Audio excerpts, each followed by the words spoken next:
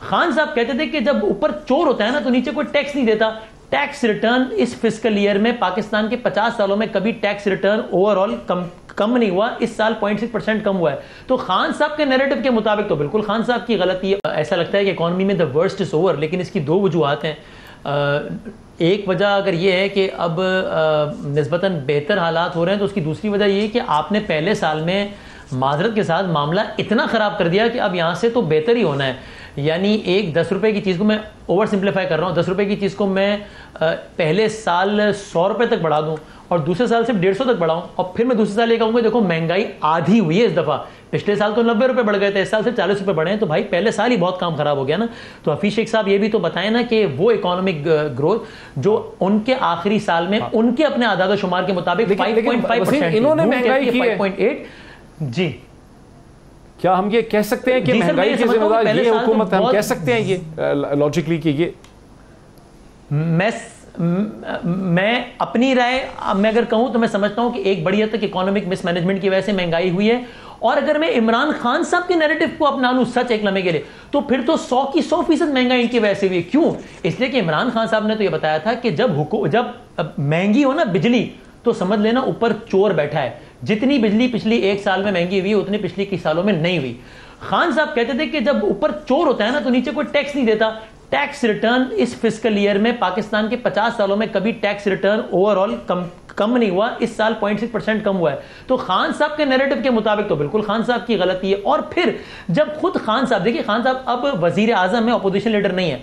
जब कोई हुक्मरान होता है तो फिर जब उसको अपनी आवाम से बात करने का मौका मिलता है तो वो ये नहीं बताता कि दूसरा कितना बुरा है, वो ये बताता है कि मैं कितना अच्छा हूं।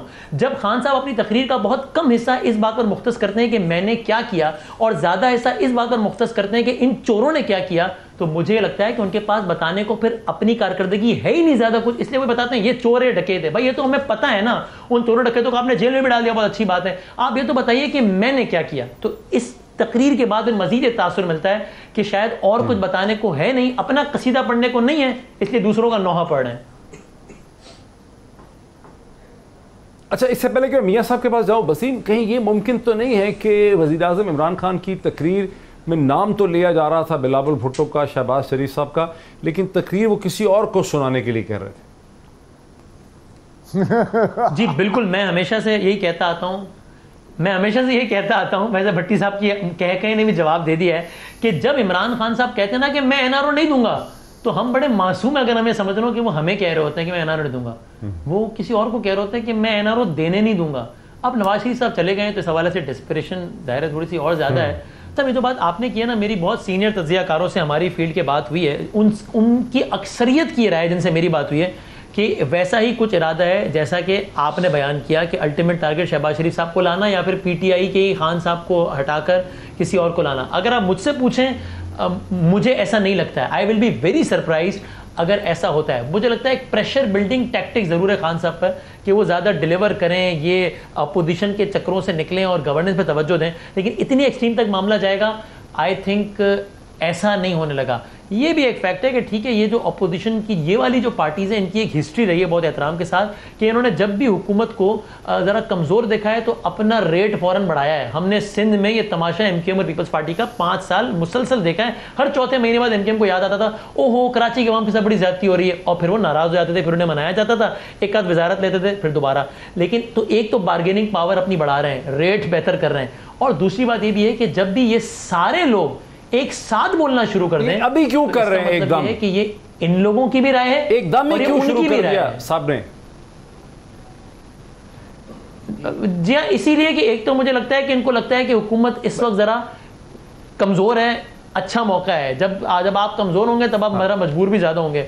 और दूसरा शायद इसलिए भी कि ये सिर्फ, जैसा मैंने कहा, ये सिर्फ इनकी राय नहीं है, ये उनकी राय भी है जो कि कम्युनिकेट कर रहे हैं लोग।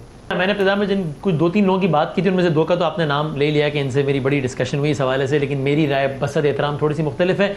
मुझे लगता है खान साहब का जो it also somehow reminds me, Nawaz Sharif साहब की एक स्पीच के बारे में हम बहुत सुनते हैं, मैं डिक्टेशन नहीं लूँगा टाइप की। खान साहब भी कभी कभी लगता है कि अपनी स्पीच में जो एग्रेशन शो कर रहे होते हैं, उनका मुखातिब आवाम या पॉलिटिकल पार्टीज़ नहीं बल्कि शायद कुछ और होता है। लेकिन इस सब का मंतिकी नतीजा ज़ाहिर है, हम फ्यूचर को बहुत आराम से प्रिडिक्ट तो नहीं कर सकते, लेकिन मुझे बहरहाल ये लगता है कि मामला थोड़ा सा नरमी गर्मी के बाद इस वक्त दोनों को ये लगता है कि बिकॉज ऑफ मैनी रीजंस एक दूसरे के अलावा कोई ऑप्शन है नहीं, इसलिए अल्टीमेटली मुझे लगता है थोड़ी नरमी गर्मी के बाद फिलहाल तो ये मामला सेटल हो ही जाएगा। मुझे मंजरनामे में अगले 6 महीने 8 महीने साल में कोई बहुत बड़ी तब्दीली नज़र नहीं आती।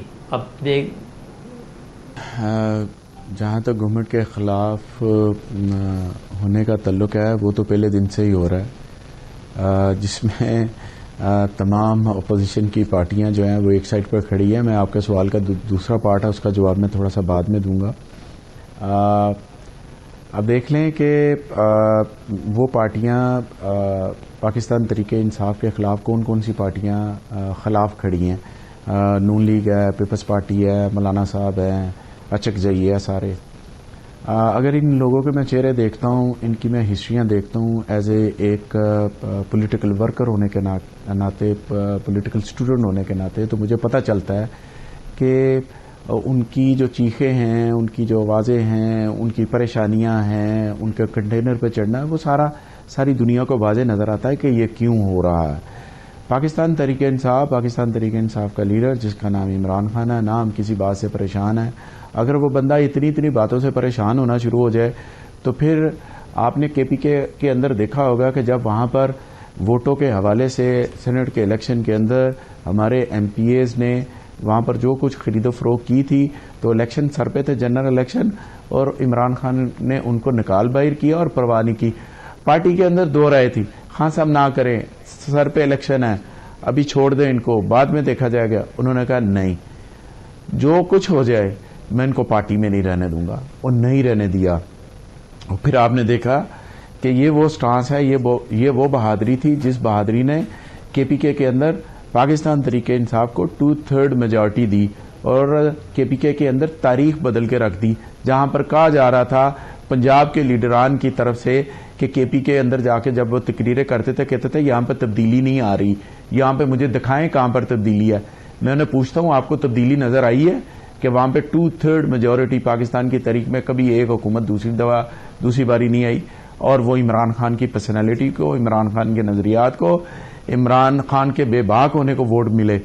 अब आ जाती है कि इत्तेहादियों के वोट के बारे में आपके बात की है। देखें डॉक्टर साहब, ये मामला तो है कि जहां पर आप 2, 3, 4 जमातों के साथ मिलकर हुकूमत बनाते हैं, वहां पर छोटे मोटे मामला तो हुआ करते हैं, लेकिन उनका हल भी होता है। हम उनको खुले दिल के साथ बैठकर उनके जो एतराज़ात है, उनके जो खदशात है, उनको सुनते भी हैं, इंशाल्लाह उनको हल भी करेंगे, उनको साथ लेकर चलेंगे।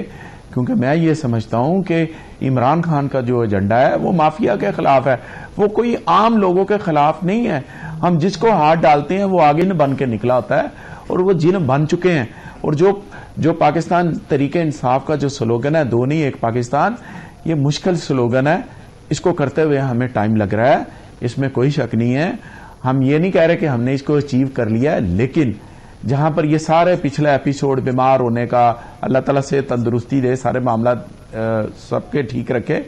लेकिन मैं दूसरी जगह पर यह सोचता हूं कि एक गरीब आदमी, एक कमजोर आदमी जो कि जेल के अंदर पड़ा हुआ है, वो बीमार है और 25, 30, 40 साल इन दोनों पार्टियों की हुकूमतें रही हैं, किसी ने आज तक किसी का इस तरह बाहर निकलवा कर इलाज करवाया?